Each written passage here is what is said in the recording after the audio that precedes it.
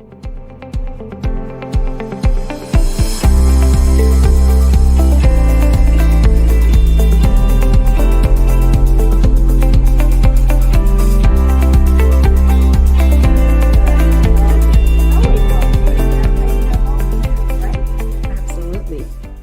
this is great. Hi, welcome to the Everyday Wholeness Show with Janet and Karen, and I'm Karen Stoltz. So a little bit about who I am. I'm a reformed people pleaser and self-doubter, big time. Janet can tell you. And now, with working with the wholeness, working with the clarity of everything that is going on, I now support online transformational coaches who are tired of feeling the self-doubt, the fear, the confusion, so that they can enjoy the prosperity and freedom of a lifestyle business without the guilt and shame that often comes with the people pleasing and the unclear future thinking. It kept me stuck for many, many years. And now I love being able to help people recognize what they can do and create more of a wholeness. So. Hello. Hello. I love that introduction. And hello, friends. My name is Janet Uribe, and I'm an intuitive guide and mentor. I hope individuals get out of the mucky stuff from time to time that they may find themselves in, or help them with intuitive guidance to help live a life that's more whole and purposeful for themselves and remove more judgment. And that's been a big theme I find very recently for a lot of my clients. What does it look like to use your reality of where you are at this current time for you? Because it is for you. And we're all doing it. We're all doing the best that we can at this moment in time. We're all doing the best we can, but we also need to remember that we only have this moment. This moment is gone, gone, gone, gone. Now, what are we doing in this moment to create the wholeness and the reality that we so desire? The feeling of the prosperity, the freedom, the joy, the good health, the money that helps create the entire life without all of the worry and all of the stress and whatnot. And that's what Janet and I love to share with our clients, and maybe sometimes expose them to the reality that it doesn't have to be so hard, for crying out loud. Sometimes we can sit down and cry. And I always say, hey, that is fantastic.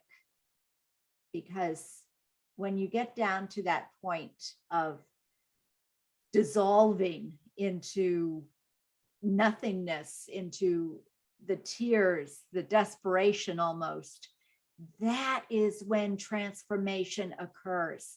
And that's when you can create that wholeness. You can start growing and being whole again. Oh, friend. You know, there's no place you can go but up at that point. Yeah. Oh my goodness. Heck yes. Yes, please. Yes, please. Yes, please. And that's true for whether it's for your business or your relationships or even your health. Oh, absolutely. Friends, I would love to bring this up based off of everything that Karen just said. I feel like one of the reasons I love Karen, like one of the many reasons, is that she knows it can be easy, and she'll just ask you, well, what would be a better thought or perspective? What would be another option? And I have a tendency to go more to like the shadow side at first, and I'll really get into the muckiness of what's happening, but forget that I have the alternative to choose a different thought. However, in recent years, last year and a half, 2 years, I would say probably last 2 years, I've used a combination of Karen and I. And why, you may ask? Because I was not honoring how I do things. Well, I no was not, kidding. yeah, I was not honoring that there's part of me that goes into that mucky stuff and I learned that we can collect information in the muckiness. Yeah. Yeah. So sometimes we'll have a repeated thought. I'll give you an example. I had a disillusion of my marriage some years ago. So, and in that time frame, I kept having those individuals' names come up and come up and come up and come up and come up. And what we'll typically do is like, better thinking thought, move this way. Abraham Hicks says you have 17 seconds before you create a whole new reality. Right? 17 seconds. Don't you forget it, or you have a new life trajectory. But remember, I'm sorry, I have to throw it in there. Remember, it is a new life trajectory. 17 seconds is a very interesting concept. Oh, isn't it? I think it's so cool. However, I think that there's these other elements as I find myself in those mucky places of how much of my energy is really going into that storyline and really creating it and really sitting in it and drowning in it, bathing in it, slapping myself with it, as opposed to, all right, friends, these are just symptoms of something that keeps coming up as an emotional thought. Obviously, it keeps coming up. What is the purpose behind it? Why would it keep coming up? Well, there was shit to tend to there, guys. There was a lot of what I'll call historical storyline from things I hadn't addressed in my own parents' disillusion of their marriage.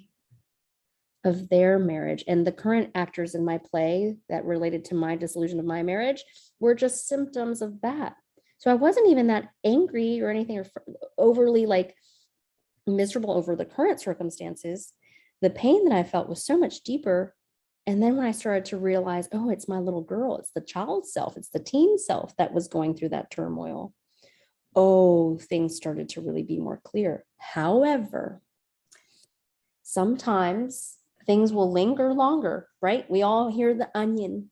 There's always a layer, a peel, an extra piece to learn from. And this last week, I had so many great opportunities to do even another layer of healing around it that related to me needing to be exposed to what it looks like. This is my favorite thing. What does it look like to want to share, especially since we work with coaches and people who are looking to do their own work so that they can help another?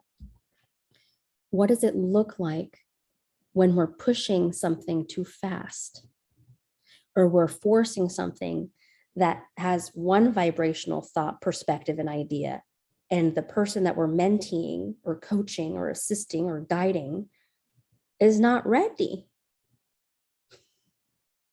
And that is, I'm so happy that you brought that up, because what ends up happening is that you think you have to, should be following all of the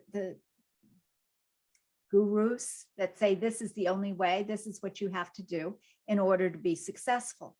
But what is so important, in my estimation, and with my work with the Awesome Life Success, is what's right for you. What is right for you to be whole? And that is so important to recognize. And I love the fact that you go into that shadow place, because dang it, I've been there, and I usually am there quite often. So, I always think, all right, what is the other shoe that can fall, And, the shadow place, and I know there's some people that do shadow work. There's some people that do spiritual bypassing. I mean, there's so many different ways to go about it. I know that I like shadow work because I don't typically find that I'm repeating the same curriculum again moments later when I really go to a root source, or the root cause of something. However, sometimes we're like, all right, universe, I'm ready. I'm buckled in. I got my strap on. Let's go. I call it growth and transformation. And then when we hit that crash, right, that wall, the shadow place, the muckiness, the trigger, the parent, the former spouse or the kid or your coworker, the job, and it's not showing me what I wanted. This is not what I want. Yeah. Yeah. Hello. Yeah, I That love it. is your opportunity right there. Right there. There's muckiness, there's discomfort, there's triggering. You are identifying something you don't want. Mhm. The adversity is there for you to identify what you do want. But collect your information in the adversity. It is a prized possession for you. I love that. I love that. It is. It absolutely, it's a teaching. It just like illness. Illness is often a teaching Mhm. tool. The triggers that show up are an opportunity to change. They are an opportunity to really look at it and see what, as you said, what you do want. Janet, I love that, because honestly, so many people know what they don't want. Oh, They yeah. don't know what they do want. And sometimes I gotta say, as I was progressing for the last 20 years through this thought process and emotional process and opening up to spirit, allowing some of this to happen, it was a case of honoring the fact that I was such a manifester. We all are. We're all such great manifestors. But what happens if we are manifesting things that are not serving us? We're not asking the right question. Yeah. Yeah. Or, everything serves us too. So if you're finding that you're receiving the same manifestation on repeat, what is that pattern that has not been witnessed? I'm not even kidding. My last 12 sessions or so since I last spoke to you people. Hi, people. I love you. 12. My I know I love you too. I love you, Karen. My last 12 or so sessions have been very much about, being able to face the dichotomy, the reality, the duality, the polarized existence here. And I hope that someone can take some solace and comfort in this. If you're currently in a shitty situation, just like it hasn't been this bad in a long time, or it's never been this bad, and you don't know what to do, please remember it's about to get a lot better if you use the situation. Use it to identify what you want. Use it to identify the pattern. Use it to see the emotional hurt that exists. Every thought, every emotional thought, every pain you've ever had stays energetically imprinted in the ethers. Doesn't go away, but you can rewrite them. That's the key. And rewriting them in a way that serves you. And I've had people say, but Karen, that's not reality.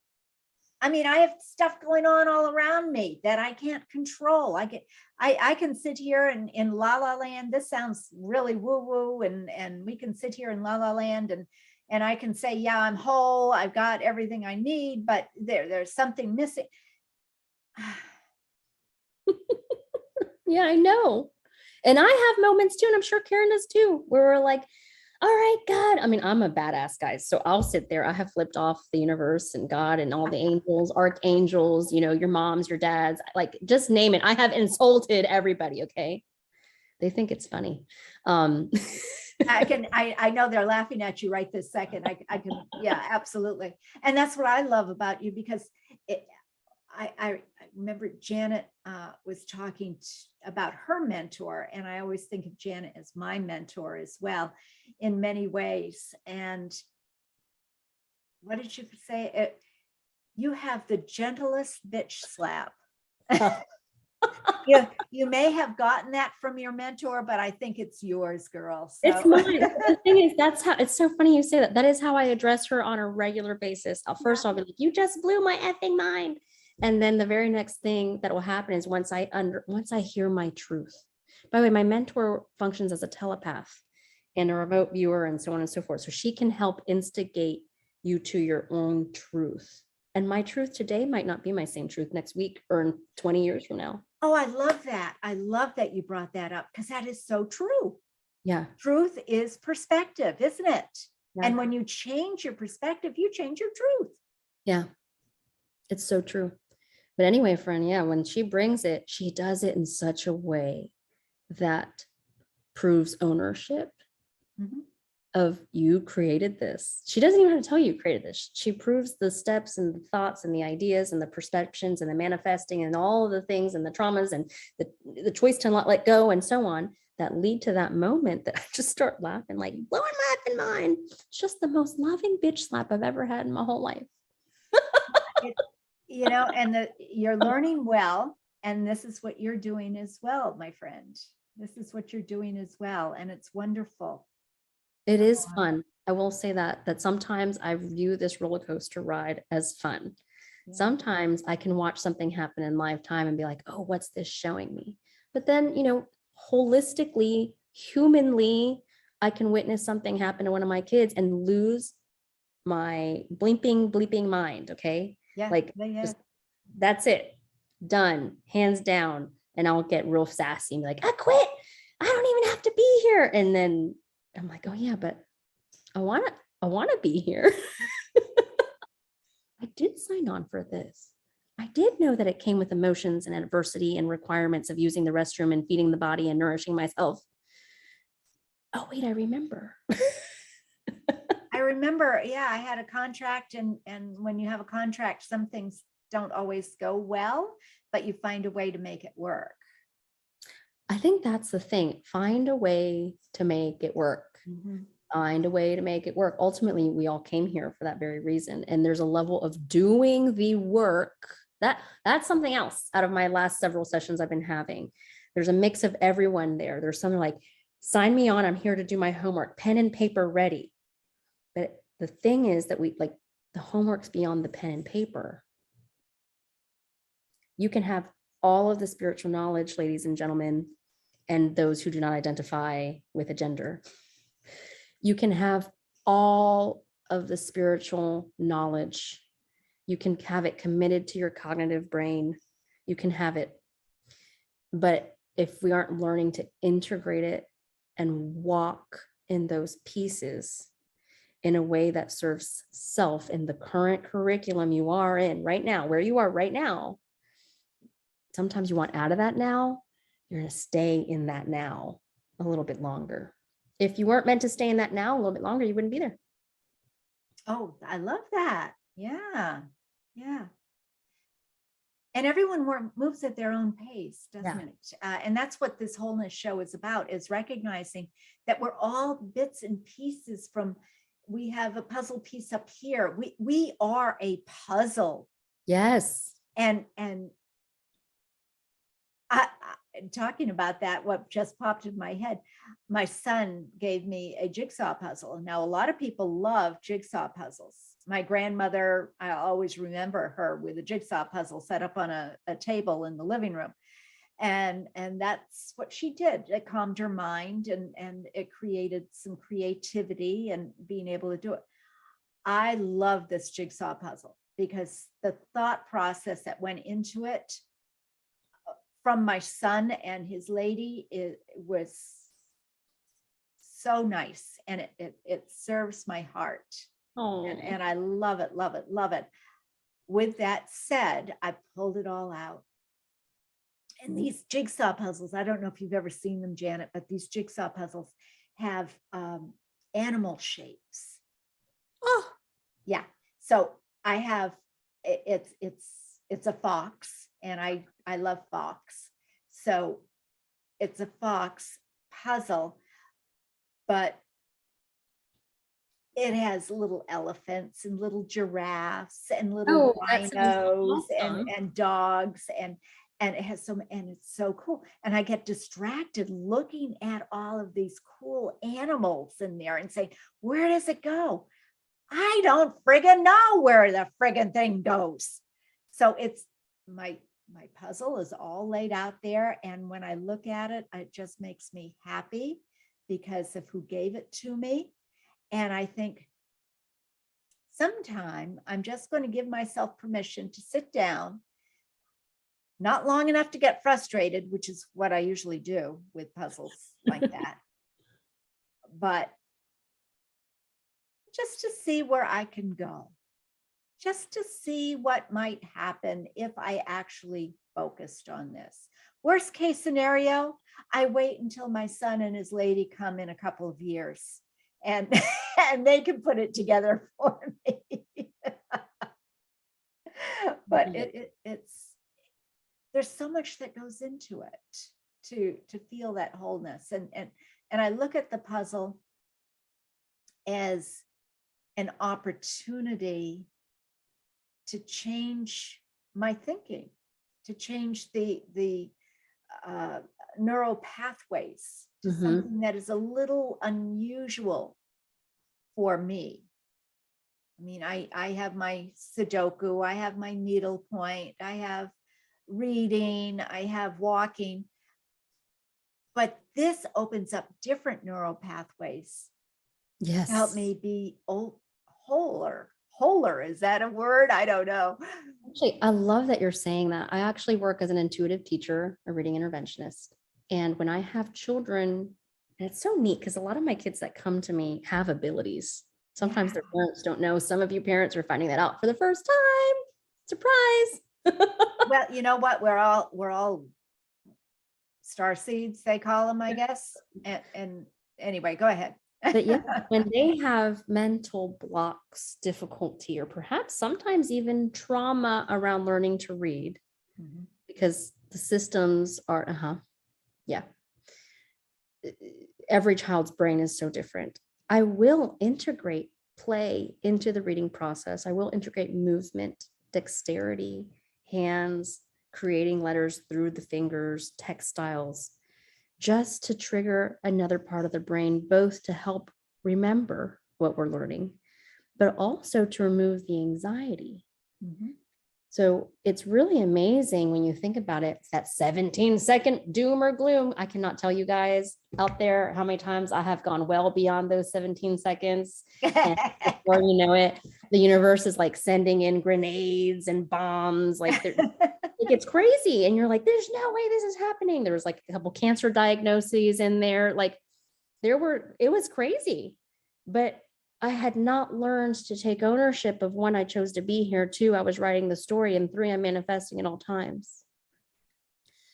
Oh, that's almost overwhelming though sometimes, isn't it, Janet, to recognize that you have so much power. And I know my clients get really scared when I say something like that. They just say, oh my gosh, I can't handle all of that power. I just can't do it. But yeah, you do have that power. Yeah. It's crazy. And then, what would it look like to start introducing these concepts sooner? And, I find that a lot of my clients who are just now dabbling in the spiritual arena, or just now getting their feet wet, or just now having their paradigms explode, so that they're like, okay, this might be a good avenue. Let me see what there is to offer here. Let's find out. There's a great empowerment that comes when you do this work, but they're still too scared to share it with their children. Because there's conditioning around the fact that, well, what would we do if we teach the children all these things? What if they start running around like loose chickens with their heads cut off, and we have these people who want to take over the house? Or what if they start sharing it with their friends? Or what if they, and really, guys, whether you be from a spiritual background or not, there's plenty of ways to introduce these concepts of like attracts like. Quantum entanglement has been proven. There's so many things and ways that we can create an empowered little mind for our grandchildren, for our children, and so on, or our own clients, without necessarily having to slap terminology behind it, right? Without having to slap terminology. Even, if we were to look at like the Christian faith, and, there's ideas of being God-fearing and so on, or we could just use different words, like, how about just don't be an asshole? That's like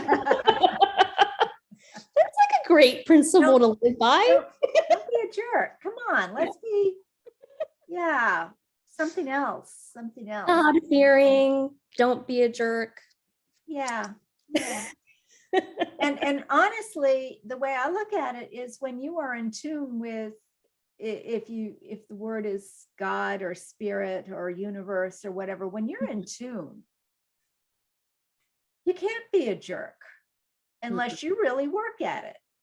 Mhm. And if you are saying that you want to lead the life that you were put here to lead, that the contract that you signed up for when you came back to this earth, in this body at this moment in time, it's time to rethink and stop blaming others and recognizing the power that you have. And as I was getting at earlier, was the fact that so many times, by being aware, to being allowing, to be open, you recognize, oh, golly, I can't tell you how often this happened for almost a year. It was like, this is getting old, guys. Help me do something different.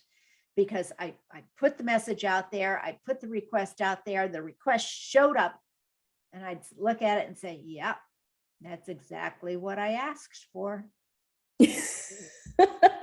I need to rephrase this and make it a little clearer, maybe a whole lot clearer, because yep, yesterday I said this, today this is showing up, and yep, that's exactly what I asked for, but that's not what I wanted.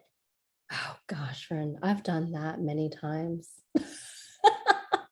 And we all have. It's Uh-huh. just a case of, how are you going to deal? For me, I said, okay, all right, I got to make this a whole lot clearer. Now, how can I phrase this so I get what I want? Well, first of all, you have to be clear about what you really want and why you want to have it. Yeah. Because we all say, hey, you know what? I want a vacation. I want out of here. I want to be done with the kids. I want. And okay, so you're done with the kids. The kids go away. Oh, wait a minute. I didn't want them to go away. Yeah. Yeah.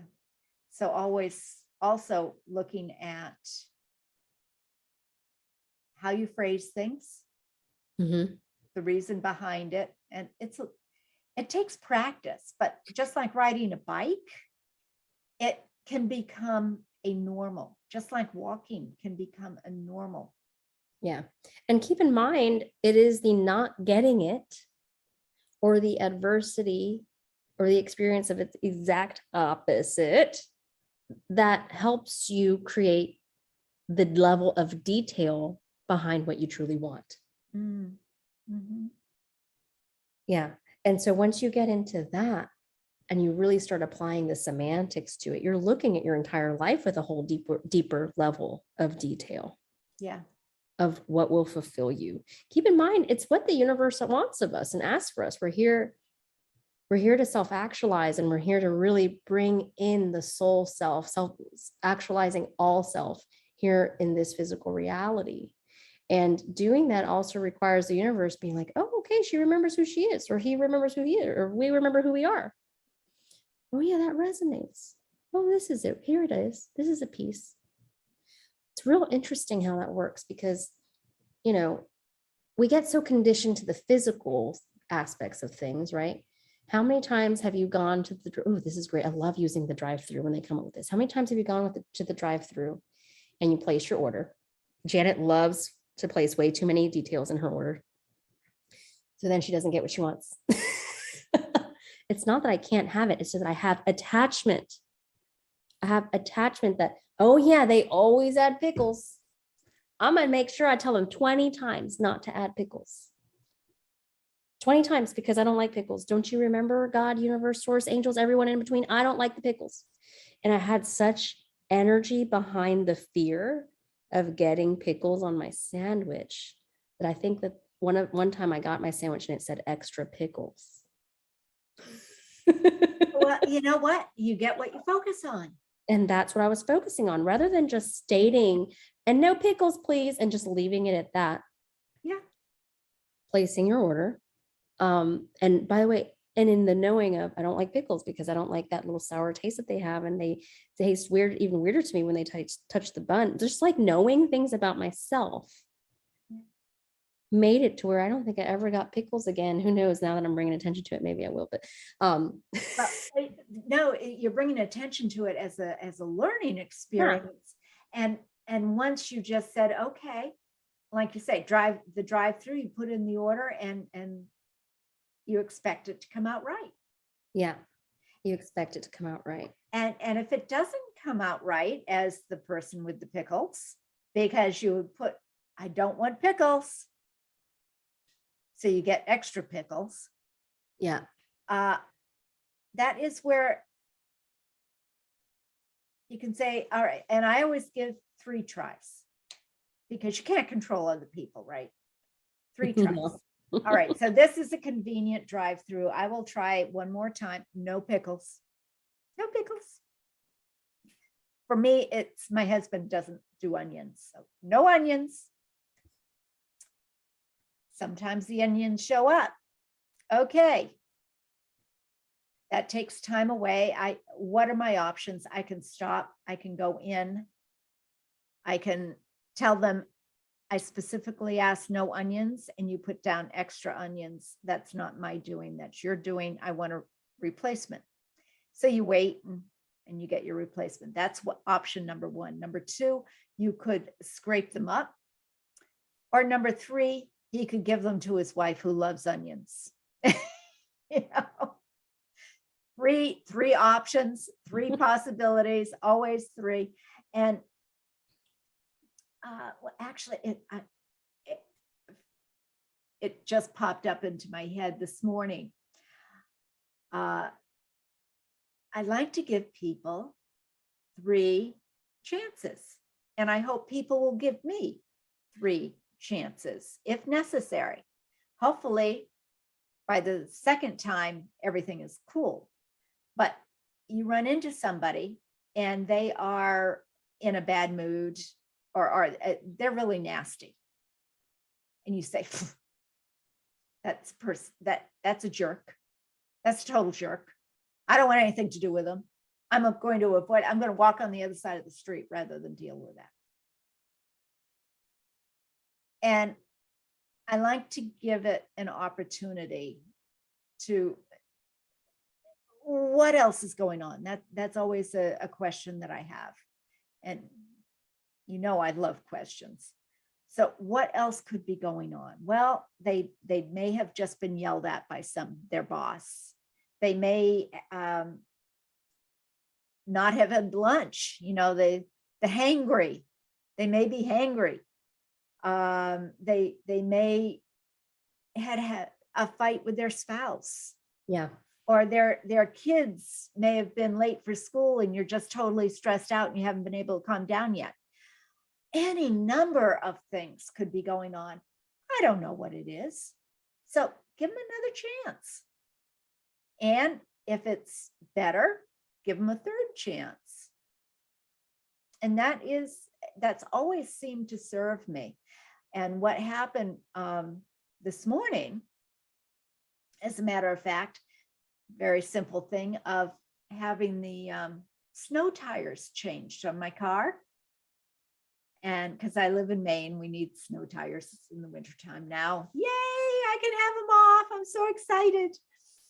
And so my husband made arrangements to go to the place that we got the snow tires in the first place, to have them taken off and the old summer tires put on. And I said, but I've given that place 3 chances. Yeah, we bought the tires. That does not mean that we have to keep going to them forever. They leave off the stem, so the air leaks out of the tires. Oops. They forgot to put the hubcap back on. They didn't keep the tires when we asked them to keep tires in the past. I said, we've tried this 3 times. Why are we going back? It just isn't working. And he said, well, because that's where we got them. And I thought, all right, Karen, arg. And I'm sitting there saying, okay, well, my husband has a heck of a lot more loyalty than I do. I have the 3 tries, and they have a lot more loyalty than I do. Gosh. And he came out though, finishing the story, came out, he said, why? Why are we going back to this place? They've never served us except a good deal on the tires. I said, exactly. Let's see if we can get them in where you get your tires changed and never had a problem. Fine. So that's what we're doing. But I gave them 3 tries the first time. And ultimately, I love what you said, because I feel like this is huge for the audience, is what usually or typically works for you. So for those of us who don't necessarily identify as completely in tune or aware, clair something, audient, clairvoyant, whatever, claircognizant, whatever it may be, for those of you who don't identify, you're in communication at all times with your external universe. And Karen used a great example where there's compassion in trying for 3, but there's also what has usually, I think you said it always works for you, is what you said. It always works for you. So she already has this way to communicate something that is a boundary, right? Because also, yeah, it's a boundary, but also a way for her to identify when it's enough. And I love that, because a lot of times, you know, the universe knows how you are. It knows. It knows what you'll resonate with and won't. And when you are enough, things change around you. Yes. I mean, my husband coming back in after he made the appointment, and he said, why am I doing that? Really? Yeah. And even that act right there, I've never met your husband, Karen, but I know you love him and you always say sweet things about him. And he is great. He is great. 52 years, we found a way to work together. I love it. He's pretty awesome. I think it's a cute story. But I was going to say, but also that is also the example that, guys, think about how many things you wake up and do every day. From how you brush your teeth, to treat your hair, to doing the tinkles, all the things, okay? This is just in the first whatever moments of the day. How you raise your children, what type of phrases you say, what type of ideas you have. That it's just loyalty to a pattern. Loyalty to what you've always practiced. And for those of you who are looking to do this work, let me tell you what, there are elements of this work where you continuously are put in predicaments to learn how to break patterns, paradigms, beliefs, systems, assumptions, opinions, truths. But we'll grasp onto anything we can for comfort, for change, or to avoid change, for predictability, for a state of ease or calm. So I challenge you guys today, you know, take a look at your life. What kind of phrases have you inherited from your parents? What type of ideas have you taken on from societal norms and constructs? What type of opinions do you have? There's simply no room for any other perspective. And just think about it. Not asking you to change anything, but just maybe think about it. Ask yourself, where did this come from? Who decided this for me? For those of you who know me on a more intimate level, and this is not to get political by any means, but the face mask did not necessarily resonate with me, but lots of people were uncomfortable and whatever, I put mine on too.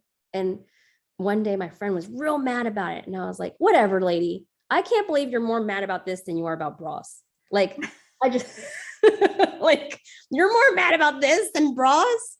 And she started laughing at me because yeah, I'm not a big fan of bras, and sometimes I wear them and sometimes I don't, and I'm okay with that. And that's cool. Yeah, cool. You know, that is not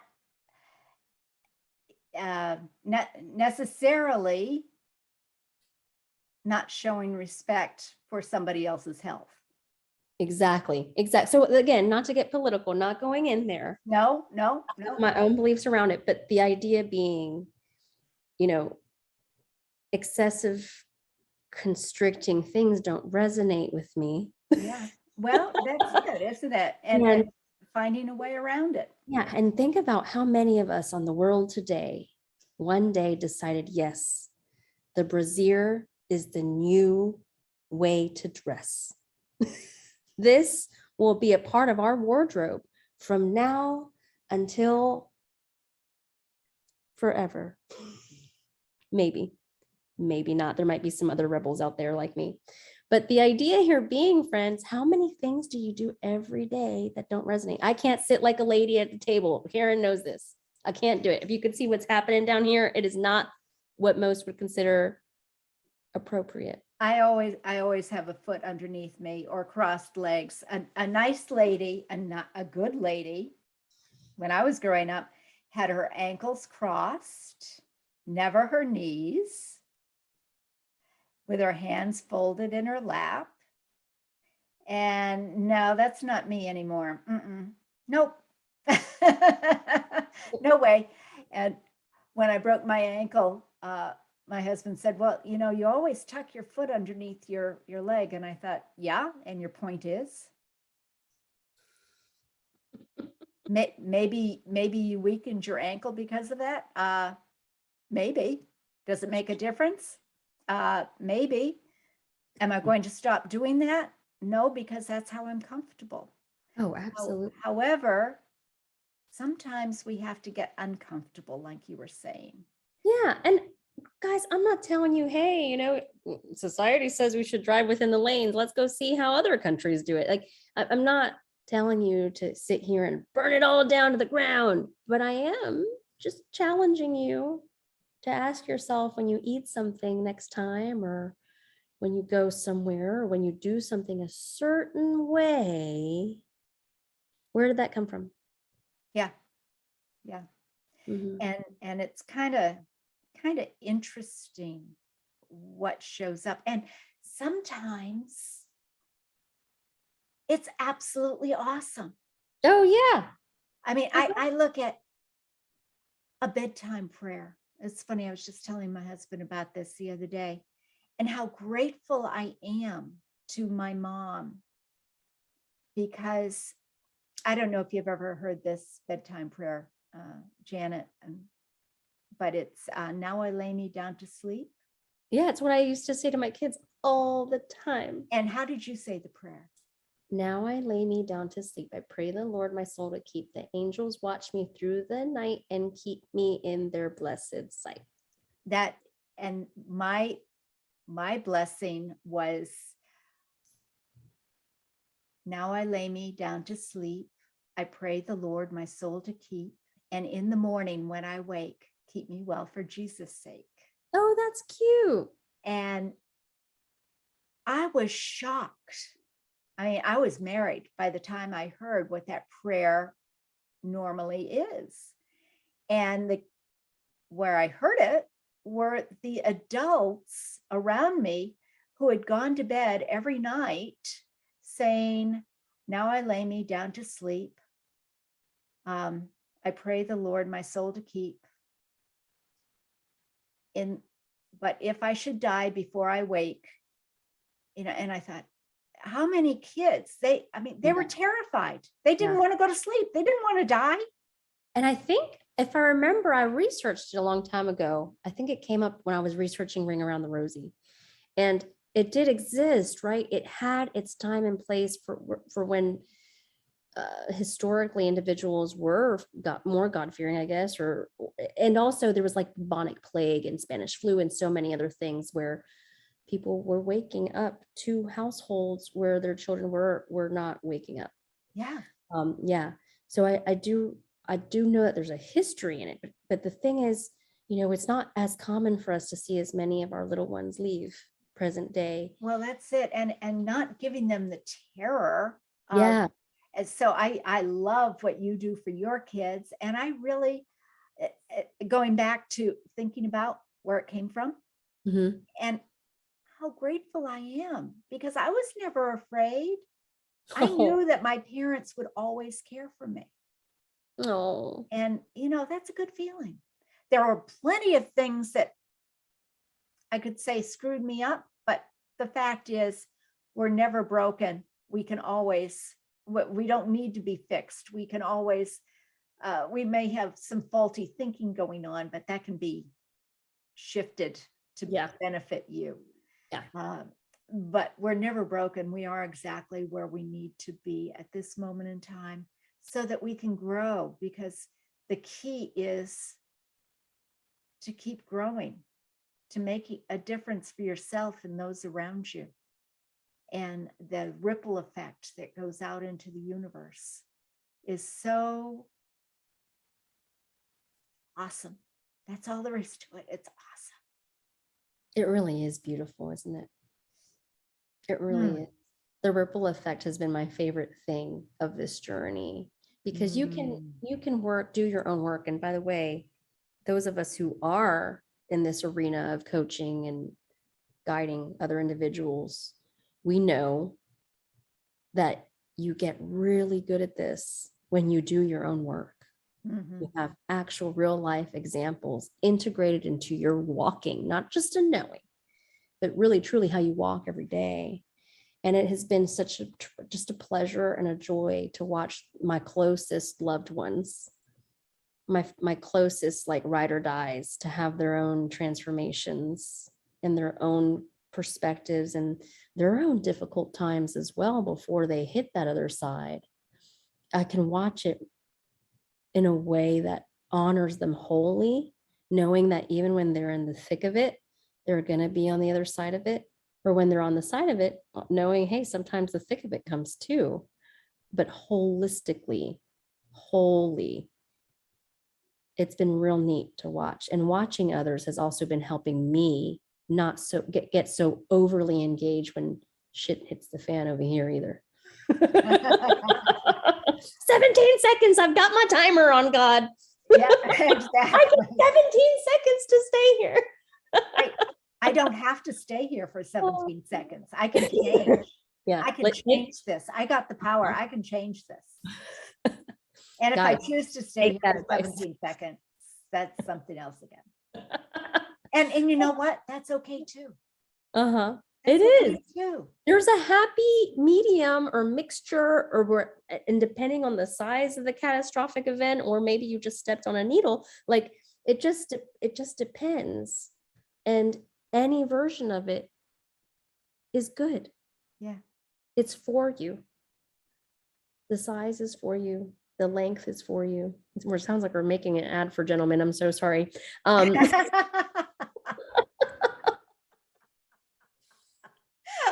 that's why I love you, Janet. This is so funny. I open Oh, my own doors and walk through them every day. Oh my goodness. Well, we're coming to an end here for our show today, but I do want to remind people that we do have this live on Facebook. It will be on YouTube, the Everyday Wholeness Show. Please subscribe, hit the notification button, and you'll get notified when it gets up there. And the podcast, the Everyday Wholeness Show podcast. So you can download it from there, and it's always fun. And one little tip I have found to be so powerful in creating the wholeness. I mean, a lot of people have come to me and said, I just don't have time to sit down and figure this out. I just don't have the time. But like Janet said, you have 17 seconds. I don't care who you are. You got 17 seconds and you can make the shift. And the thing that has been really beneficial in my world is making a list.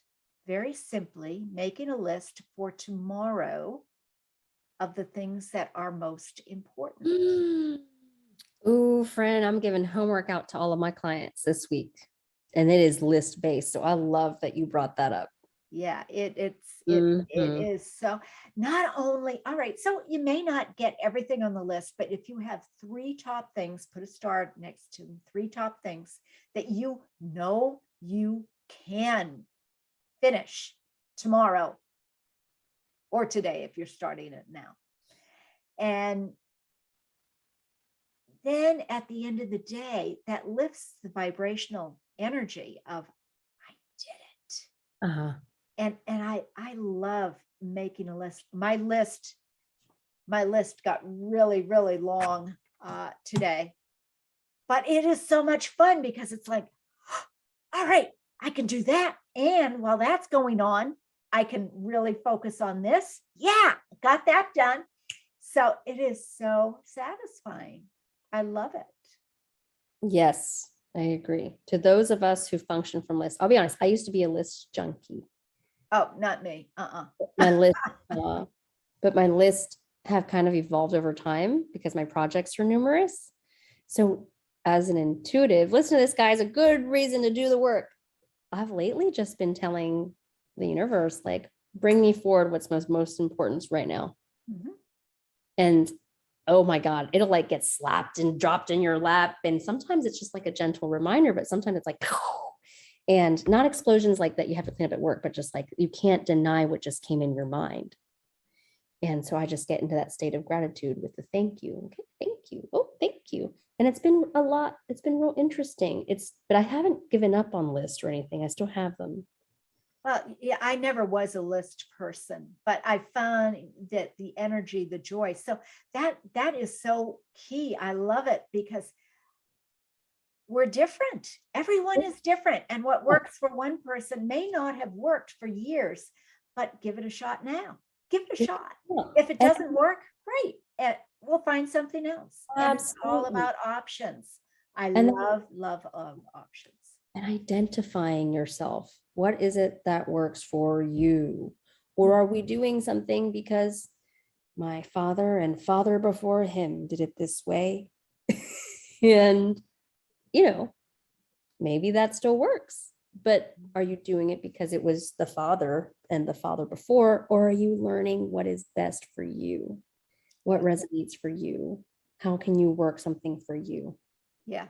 Yeah. That's it. Because we are not alone in this world. Everything we do has an impact on somebody, which is, oh, really? Right now? But it's true. And so just to be conscious, just to be aware of the impact that you are making. That is so important. And every morning I lay in bed. That's when I do my meditation because I'm not a meditator, but that's per se the way a lot of people say, yeah, I meditate for an hour every day or 2 hours or three. I think Deepak Chopra meditates for 6 hours every day. No, 5 minutes is way too long for me. That's as long as I'm going to go. So before I get up in the morning, I do my little bit of meditation and then I set an intention for the morning or for the day. And sometimes it is the work that I want to get accomplished. But most times it is, I want to feel good and accomplished at the end of the day. So whatever is necessary, bring it on for me to feel good and accomplished at the end of the day. I love that. It's so simple. Yeah. I like simple, as you know. Oh, I do know. I've been taking notes, girl, for a couple years. It doesn't mean it's always easy, but it does not have to be as hard as we make it. Oh, it's my favorite thing to watch you with those. I've learned a lot from Karen, guys. I was the queen of overcomplicating things. Now I might just be a duchess, but I don't know. I'm still the queen, but it comes faster, it comes faster to enjoyment. So, well, guys, thanks so much for joining us. Be sure to leave a note there on Facebook. And Janet, do you have anything going on this week? Well, we have the magical tea party that I would love to invite you guys to on Thursday. Oh my gosh, Karen, you're gonna have to remind me of the time. I think it's 10 a.m. Central. Yeah, it's 11 o'clock Eastern, 10 a.m. 10 a.m. Central. And so that would be what, 8 o'clock Pacific. Yep. And yeah, And go magical to tea party. go to to the Magical Tea Party. It's KarenStultz.com/tea party. /tea party. Come, friends, come listen to Karen and I grant you advice, information, channeled messages, and anything else that can possibly come in that can help suit that moment, what you may need. You never know what's going to come through. I love those places. I love the tea party, like here. The difference is that you get to hear us live and interact with us, which is really fun and a great treat. Yeah, but you do need to sign up. Yeah. Sign up because this is the last time we are sending it out to everybody we know. It is only going to be, reminders are only going to be sent to those that actually sign up. So KarenStultz.com/tea party is where you can sign up. And that's on Thursday, the third Thursday of every month. Hey, it's party time. That's why I wear my party earrings. Whenever I come to Janet, I'm always wearing my party earrings. So take care. And thanks again for joining us at the Everyday Wholeness Show. Be whole, guys.